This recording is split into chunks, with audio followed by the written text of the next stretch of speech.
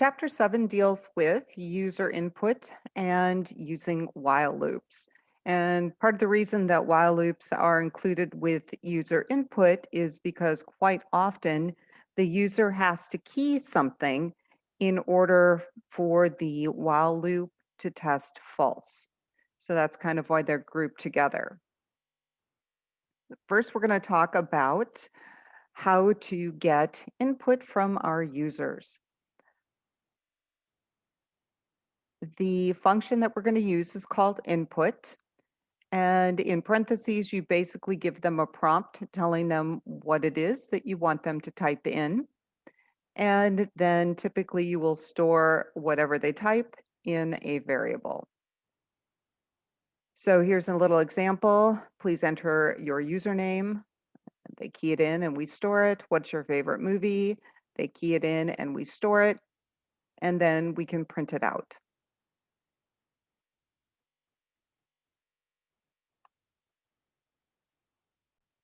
A couple things that you should keep in mind when we are getting input from our users. Some editors don't let you input data within the editor. VS Code does.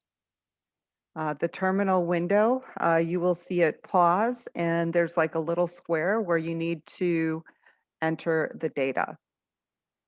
In lower versions of Python, so versions below 3.6, the input function does not exist. You have to use raw underscore input. That is the function that gets input from users. If you are going to have a lengthy prompt, so anything longer than a line, then you should put the prompt into a variable and then just simply use the variable as a parameter to pass to the input function. So here's a multi-line prompt, and you can see that we've got plus equal to concatenate the second piece of information. And then we just take that prompt variable and pass it to the input function. By default, any data that the user types in using the input function is going to be stored as a string. So even if they key in the number 100, it is going to be a string. And that's very similar to JavaScript forms. When we are in JavaScript and we enter a number into a form, to JavaScript, it's all text. So if we are having the user enter numbers and we want to do some arithmetic on them, we do have to convert them from a string into a number. And there's two functions that'll do that for us. One is int and the other one is float. So you can simply take your variable that's storing the user input and pass it to the int function. That'll convert it to an integer. And for float, you can do the same thing. Now you might think, is there a way to combine these two lines into a single line? Of course there is. There's always more than one way to do things.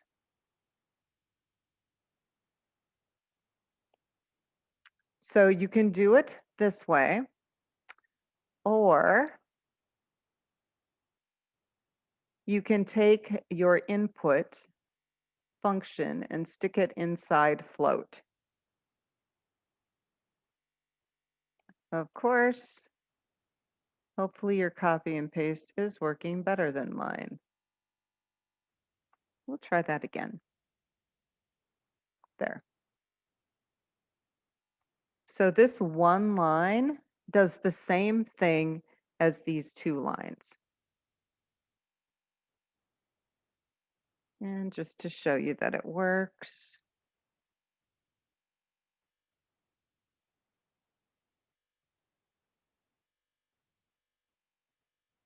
Okay, so how much money did you spend? You can see the prompt down here.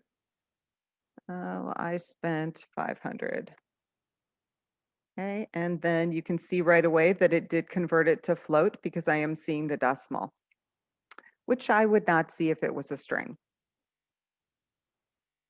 Okay, so you can do these in 2 steps if you need them to be numbers, okay, or you can do it in 1 step. That it just comes down to programming style. While loops. So I'm sure you guys are all familiar with while loops. They're used in all programming languages. And Python doesn't really use them any differently. You have counter controlled repetition and you have indefinite repetition. With counter control, it's called definite because you know how many times you're going to go through the loop. Quite often, you use a counter to keep track of how many times you have processed something, and the condition that you're checking is checking that counter. So here is how you'd set it up. There's some kind of variable you're testing. You initialize it to a value. The condition that you're testing in the while loop is you're making sure the variable that you're testing is less than the number of times you want to go through the loop. Then you've got a bunch of statements that you execute. And then at the bottom, you increment the variable that you're testing. Okay, so that's typically the process in a counter-controlled definite repetition loop. So how that looks, the very simple example is we set a counter to 1. We're going to do the loop while the counter's less than 10. We're printing out the counter and we're adding 1 to it. Very simple little loop, but that kind of gives you an idea of the processing involved. Key points to remember. The counter, okay, whatever it is you're testing, whether you call it counter or something else, it doesn't matter, okay? That has to be initialized above the loop. It has to have a value to start with. Then at the bottom of the loop, you're going to want to increment that. If you forget to increment it, you are in an infinite loop. The end of the while statement requires a colon. Okay, so that's a little Python syntax thing. And then all of the lines that you want executed have to be indented, and they have to be indented the same number of spaces. Okay, and that is instead of using curly braces for a block. So that's one kind of while loop. The other type of while loop is indefinite repetition. It is also called sentinel controlled. And the sentinel is the value that causes the loop to test false. And so typically a sentinel value is entered by the user. So at the bottom of the loop, you prompt the user, do you want to continue? Type Q to quit. So that is the sentinel. Another type of sentinel, you'll see it sometimes in games where some kind of action occurs. Let's say the player gets blown up. Well, that action is going to trigger the condition to test false and they fall out of the loop. So how you set these up. You still have some kind of variable you're testing. And so in a Sentinel, a very typical Sentinel one, basically it's like a Q to quit. So you would set that variable up as a blank or a different letter. And then you're going to stay in the loop while it's not equal to Q. Then at the bottom of the loop, you're prompting the user. You're saying, do you want to continue? Q to quit, or press any key to continue, however you want to prompt them. But you do need to read that variable in so that eventually it's going to be false. So this is an example from the book where they are telling them to enter the word quit to end the program. So that would be the sentinel. Then they have message set to blank. And while the message doesn't equal quit, they're going to stay in the loop. Okay, and you can see while they're in the loop, they are prompting the user to type a message, and they print it out, and then they check to see if they've typed quit. Here is another example. So this is like a little math game where they have to enter Q to quit.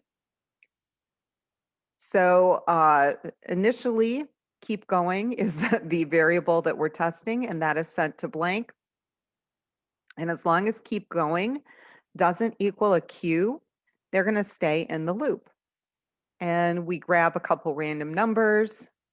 We take the first number and raise it to the second.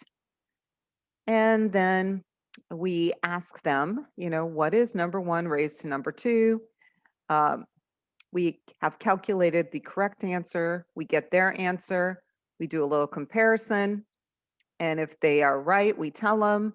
Otherwise, we tell them that they're wrong, and we show them the correct answer. And then we ask them if they want to keep going. So this little prompt, this 2-line prompt, is in a variable, so we just include the variable there. Okay, so that's another example of a sentinel. Now, in games, quite often, instead of having the user type the word quit or the letter Q or an S to stop, there's some kind of a condition that occurs, some kind of action, and a flag is set to false. So they have a flag variable that is set to true. And so while the flag variable is true, it's going to stay in the loop. And within the loop, there has to be something that can change and make the flag variable switch to false. Otherwise, you never get out of the loop. So here is an example. And this is a Lisa example. So you are playing a jungle game. And you have 5 containers of water and 10 parcels of food. And to stay in the game, you have to have at least 1 container of water and 1 parcel of food. So each round, it's going to be harder to maintain the supplies. So I've kind of set the initial values. I've set the round. I've set keep playing to true. And I am going to give them an out. Okay, so I've got something called another round, which I've set to blank. So in this loop, as long as keep playing is true, and they have not typed a Q when prompted for another round, okay, they're going to stay in the loop. So the first thing it does is print out the round. And then we are randomizing food and water. And if the food that we've randomized divided by 2 is equal to 0, we add 1 to the food. Otherwise, we subtract 2 from the food. And we do the same thing for water.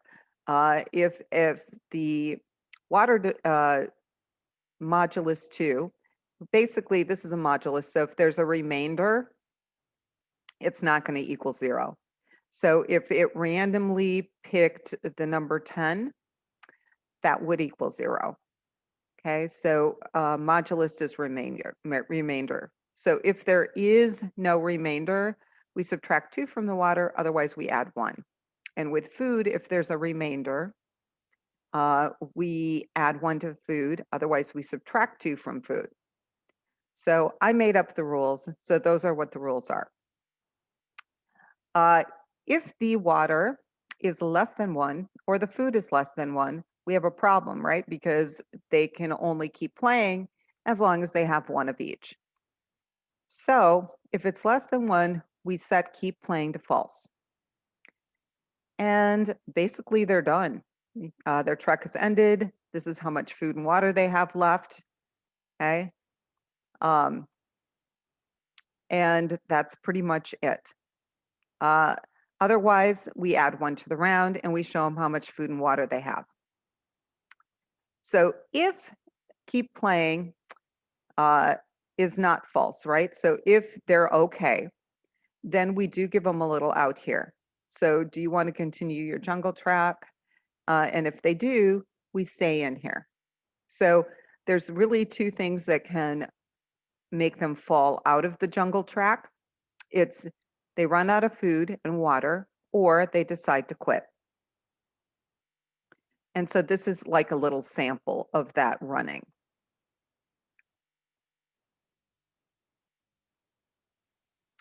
A couple things to note. When you are using Boolean flags, you have to use a capital letter when you set them. Otherwise, Python thinks it's text. So if you want to do something like this, where you're checking the value in the while loop, you have to use a capital T for true. And when you set it to false, you have to use a capital F. Then it knows it's Boolean. Okay, so that is kind of a weird little quirk. To test a Boolean for a true condition, you just need the variable name.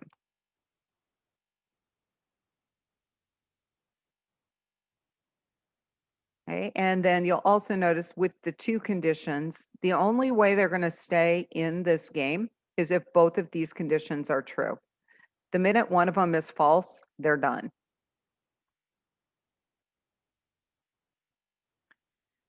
Break and continue statements.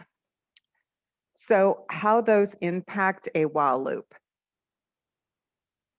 With a break statement, from the minute you hit the break, it falls completely out of the while loop and executes the statement below. So in the example above, I could totally modify this and I could only check for another round. And the minute that they run out of food or water, I could completely break out of this loop. Okay. And so if I did that, it'd come down here and just say thanks for playing because they'd be done. And that's what break does. What continue does is from the minute you hit continue, it skips all of the statements below and it goes back up to the top of the loop. Okay, so whether you use break or you use continue, it just depends on what you're doing in your program, how you want it to process. If there's a reason to skip statements, okay, then, and you still want to stay in the loop, then it makes sense to use continue. In a game, quite often, what happens is the player runs out of food. Their health is, they have bad health or they go down to 0 on their health and they're done. So a break is probably most often what you would see in a game. Infinite loops. So eventually everyone encounters an infinite loop. There will also be times when you start running a program in Python and you want to exit out. If you are in a loop or you need to stop the execution of your program early, press Control and the letter C. That will cancel and it will stop your program.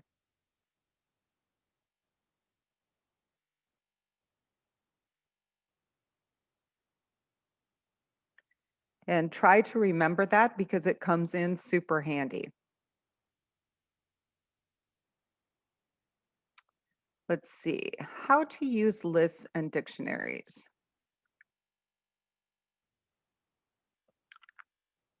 So if you need to access everything and you are not planning on making any changes, then you should use a for loop.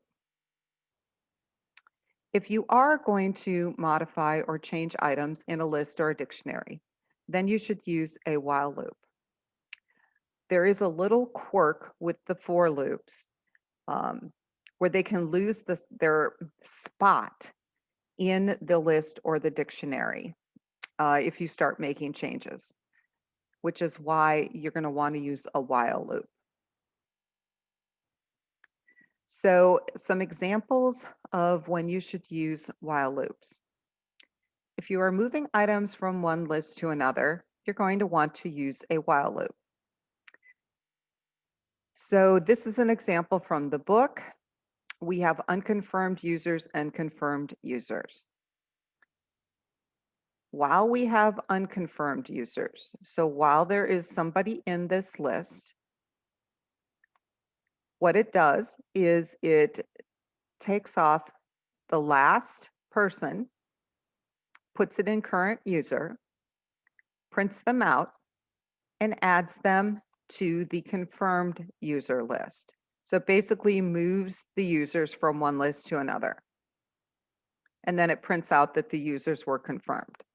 And you can see for the print loop, it is using for because it's not making any changes or modifications. It actually wants to process everything in order and it doesn't want to change anything.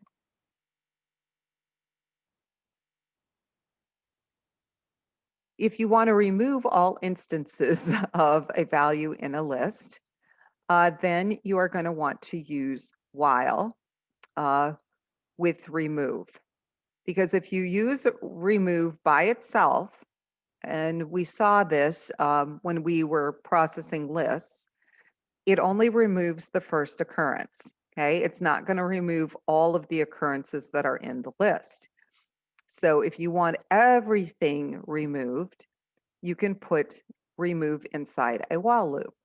So while cat is in pets. So while that exists, then remove cat. So it's going to go through, it's going to remove this one, and there is still one there. So then it gets to this one and it removes it. And there's still another one. So it gets to this one and it removes that. And that is how you get rid of all of them. How do you add user input to a dictionary? So you set up your dictionary. And here we've got a flag. Polling is active. We've got it set to true.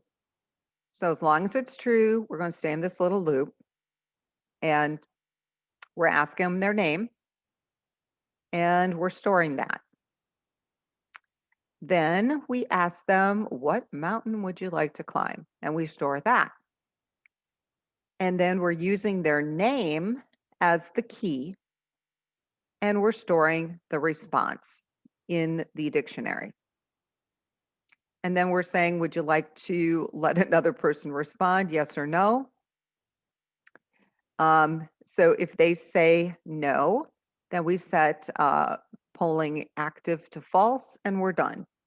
If they say yes, we go to the next person. And then you can see that we're using a little for loop down here to print out all of the responses. And that is pretty much user input and while loops.